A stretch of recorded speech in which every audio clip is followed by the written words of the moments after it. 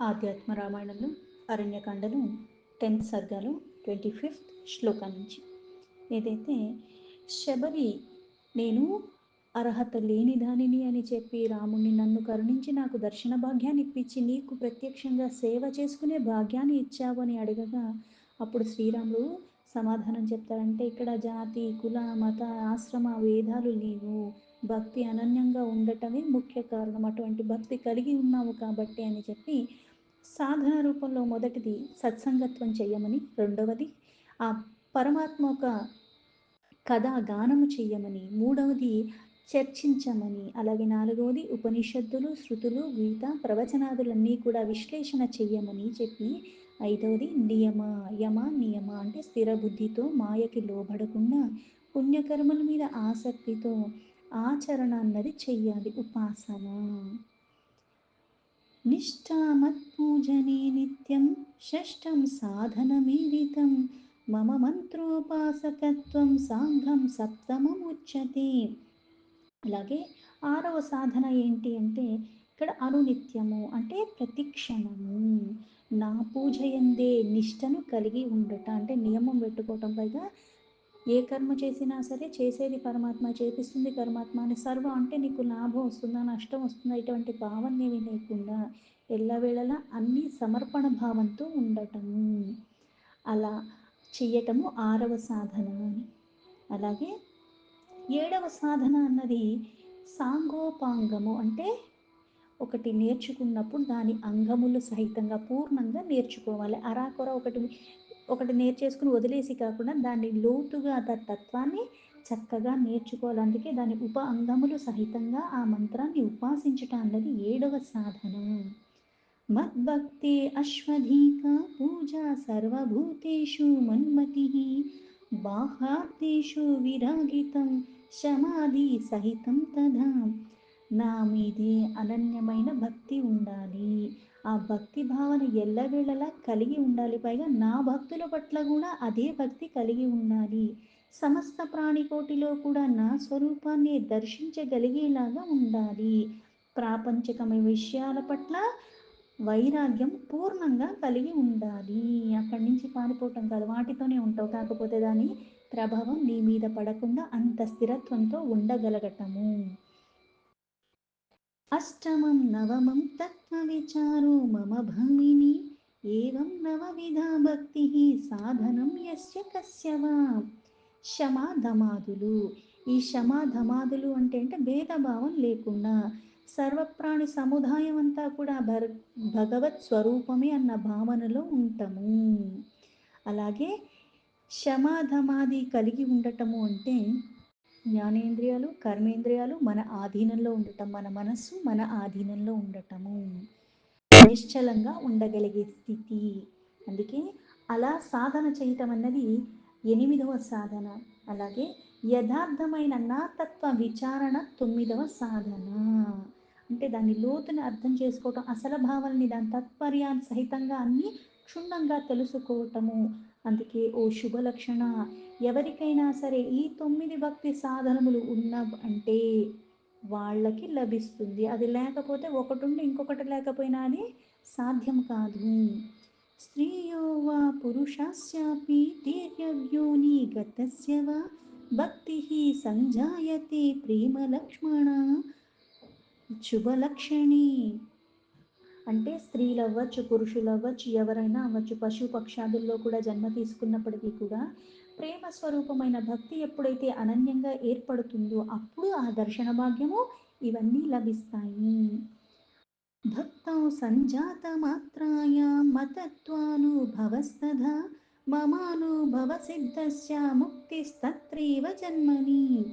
సాధకుడు హృదయంలో భక్తి ఎప్పుడైతే ఉదయిస్తుందో ఆ మాత్రం చేతనే నా తత్వరూపమైన అనుభవాలు వస్తాయి. దాని ద్వారా నా స్వరూప అనుభవం సిద్ధిస్తుంది. అదే జన్మయందు ముక్తిని లభించేలాగా చేస్తుంది. అంటే మూలం ఏంటి? భక్తి.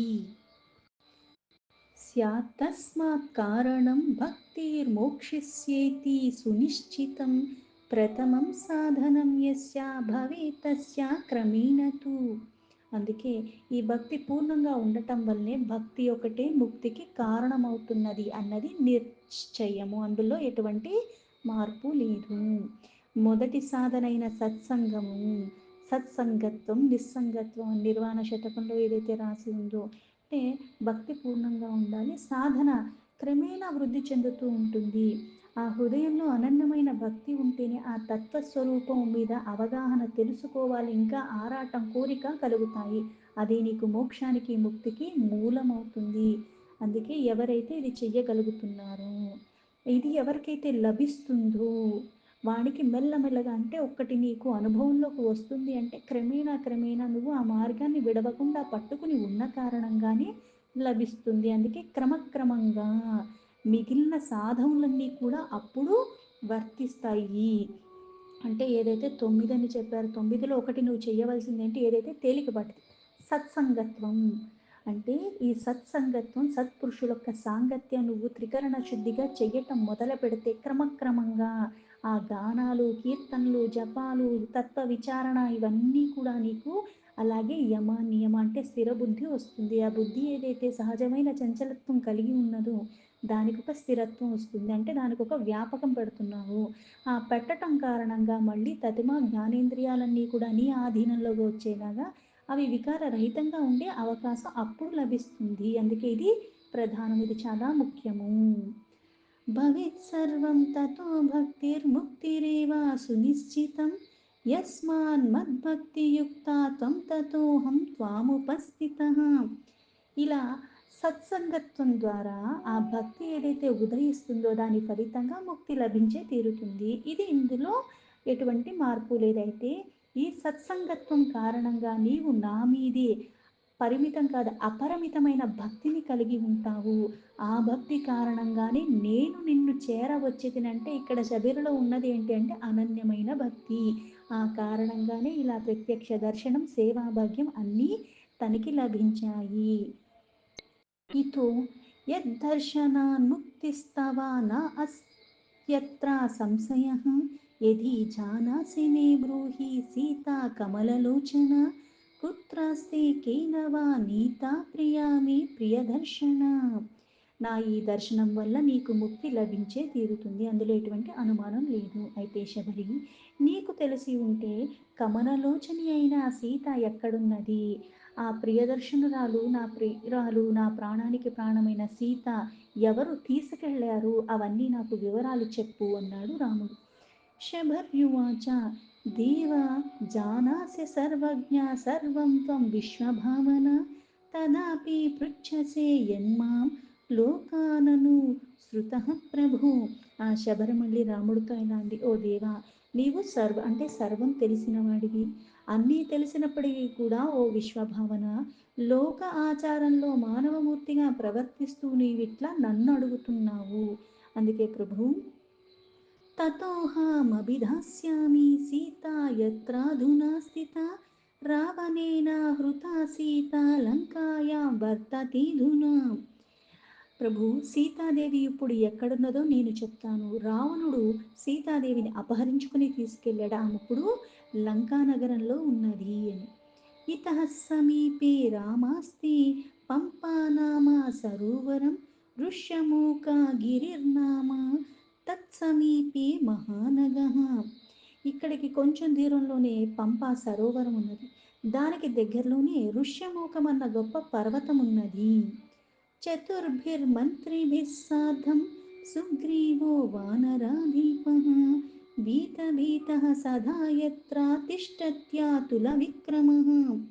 ఆ ఋష్యముఖ పర్వతం పైన సాటిలేని పరాక్రమశాలి వానరాధిపతి అయిన సుగ్రీవుడు క్షణక్షణము భయభ్రాంతుడై లోబడుతూ నలుగురు మంత్రులతో ఆ ప్రదేశంలో ఉన్నాడు. వాలినశ్చ భయద్భ్రాతుస్తదగమ్య వృషేర్భయాత్ వాలినస్తత్ర గచ్చత్వం తేన సఖ్యం కురు ప్రభు. అందుకే తన అన్న అయిన వాలి వలన కలిగిన భయం చేతనే అతడు అక్కడికి చేరాడు. ఆ ఋషి శాప కారణంగా వాలి ఆ ప్రదేశానికి రాలేడు, అక్కడే భద్రత ఉందని సుగ్రీవుడు ఆ ప్రదేశంలో ఉన్నాడు. వాలికి అక్కడ వచ్చే అవకాశం లేదు కాబట్టి నువ్వు అక్కడికి వెళ్ళు, ఆ సుగ్రీవుడికి నీ సహాయం కావాలి అని చెప్పింది. సుగ్రీవేణ సా సర్వం తే కార్యం సంపాదిష్యతి అహమగ్నిం ప్రవీక్షామి తవాగ్రి రఘునందన. నీకు కావలసిన కార్యము అంతా కూడా సుగ్రీవుడే చక్కబెట్టగలడు. అందుకే ఓ రఘునందన, ఇక నేను నీ సమక్షంలోనే అగ్ని ప్రవేశం చేస్తాను అంది శబరి. ముహూర్తం తిష్ట రాజేంద్ర యావద్దగ్ధ్వా కలీవరం యాస్యామి భగవన్ రామ తవ విష్ణోః పరమం పదం. కనుక ఓ రాజేంద్ర, నా శరీరం పూర్తిగా దహింపబడి ఉత్తమమైన నీ విష్ణు పదానికి నేను పోవాలనుకుంటున్నాను. కావున భగవంతుడా, ఓ రామచంద్ర ప్రభు, అంతవరకు ఒక్క ముహూర్తకాలం నువ్వు ఇక్కడే నిలిచి ఉంటే నీ సమక్షంలో నేను అక్కడికి చేరేలాగా అంది. ఇతి రామం సమాంత్రయ ప్రవివేశాహుతాసనం క్షణార్నిర్ధూయ సకలం అవిద్యాకృతబంధనం రామప్రసాదాశ్చ మోక్షం పపాతిర్దుర్లభం.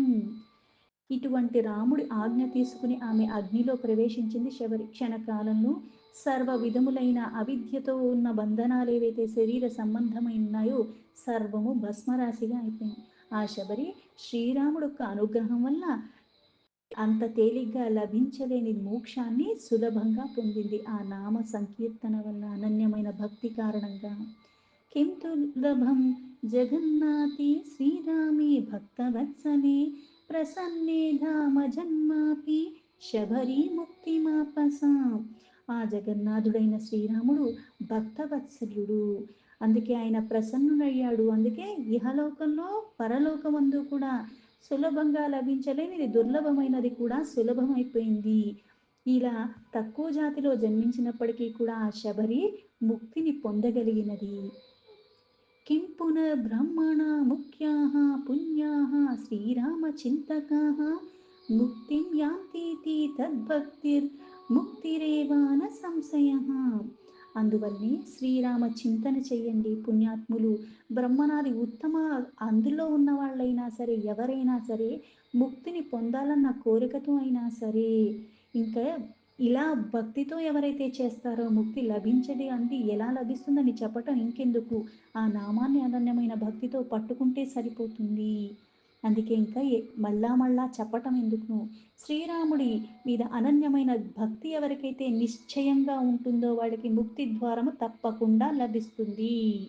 ఇందులో ఏమాత్రం కూడా సందేహం లేదు. భక్తిర్ముక్తిర్విధాయిని భగవతా శ్రీరామచంద్రస్య హే లోకాః కామదుగ్రాంగ్రీ పద్మయుగళం సేవధ్వామత్యుత్సుకాః నానాజ్ఞానవిశేష మంత్రవితతిం త్యక్త్వా సుధూరీమృషం రామం శ్యామతనుం స్మరారి హృదయే భాంతం భజత్వం బుధాః. అంటే ఓ జనులారా, ఆ భగవంతుడైన శ్రీరామచంద్రుడందు అనన్యమైన భక్తి కలిగిన వాళ్ళకి ముక్తిని ప్రసాదిస్తాడు. అందువలన అతి ఉత్సాహవంతులై శ్రద్ధతో భక్తితో సర్వాభిష్టాల్ని ప్రసాదించేవాడు, కామధేనువులాగా ఏది అడిగితే అది, ఎంత అడిగితే అంతకన్నా ఎక్కువగా ఇచ్చేవాడు ఆ శ్రీరాముడు యొక్క పాద పద్మాల్ని సేవించండి. అందుకే బుద్ధిమంతులారా, సర్వ విధములైన లౌకికంగా కానీ వైదికమైన కానీ ఆ జ్ఞాన విశేషాలు మంత్రాదులు సుదూరంగా విడిచిపెట్టేసి ఉత్తి అంటే ఆ పరమాత్మను, ఆ శంకరుణ్ణి హృదయమందు ప్రకాశింపచేసేవాడు శ్యామల కోమలాంగుడైన శ్రీరాముణ్ణి నిరంతరము కూడా భజించండి. ఇదే మనకి ఆది శంకరాచార్యులు కూడా సులభంగా భక్తుల్ని ఉద్ధరింపచేయటానికి సాధన పంచకం అని రాశారు. అంటే ఏదైనా ముందుగా ఆ భగవత్తుడి గురించి చెప్పే ఆ శాస్త్రాల్ని పఠించాలి, దానికి తగ్గట్టుగా ఆచరించాలి, సర్వము పరమాత్మకే సమర్పణ భావంతో ఉండాలి, సకామ నుంచి నిష్కామకి వెళ్ళాలి, సమభావ స్థితిలో కూడా ఎల్లవేళలా ఉండాలి. అందుకే అరిషడ్ వర్గాన్ని జయించాలి. నిశ్చలమైన భక్తి అప్పుడు వస్తుంది. ఈ నిశ్చలమైన భక్తి కారణంగా జ్ఞానం మీద స్థిర చింతన కలిగి ఉంటుంది. అందుకే గురువును ఆశ్రయించి ఆ గురు సేవ ద్వారా ఉపనిషత్తులు, అందుకే వివేక వైరాగ్యం కలిగినప్పుడే స్థిరత్వం వస్తుంది. మాయామోహాలు తొలగగలిగితేనే. అది పరమాత్మ నామాన్ని మనం ఎప్పుడైతే ఆశ్రయిస్తామో అప్పుడే అది సులభం అవుతుంది. దీంతో ఆధ్యాత్మ రామాయణంలో అరణ్యకాండలో 10th సర్గ సంపూర్ణం.